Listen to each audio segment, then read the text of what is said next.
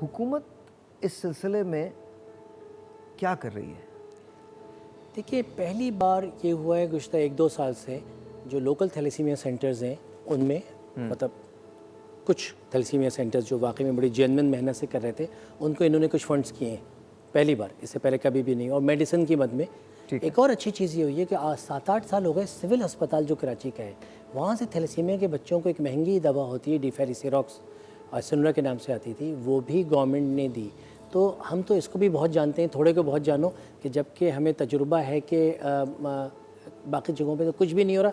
एक दिलचस्प बात यह है कि एक सूबे की इस वक्त सेहत की वज़ीर हैं, वो हमारी थैलेसीमिया फेडरेशन की जनरल सेक्रेटरी हैं गुज़श्ता कई सालों से, 15-18 साल से, यास्मीन राशिद साहब 18 साल से। अब उनसे हमें बहुत उम्मीद है कि जी, हम तो उनके साथ बैठ के तय किया करते थे कि किस तरह वज़ीर से मिलने का टाइम मिल जाए। तो 18 माह तो उन्हें भी हो गए।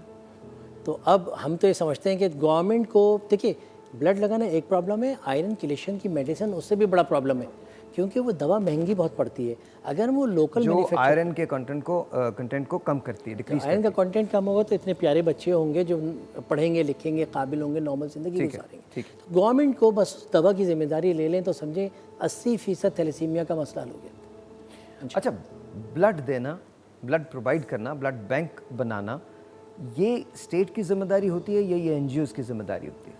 अच्छा, देखिए, दुनिया भर में मिक्स कॉन्सेप्ट्स पाए जाते हैं और WHO ने कहा था safe water for all by 2020। हम कहते हैं सेफ़ ब्लड फॉर ऑल तो कर दो 2020, और ये हम नहीं कर पा रहे।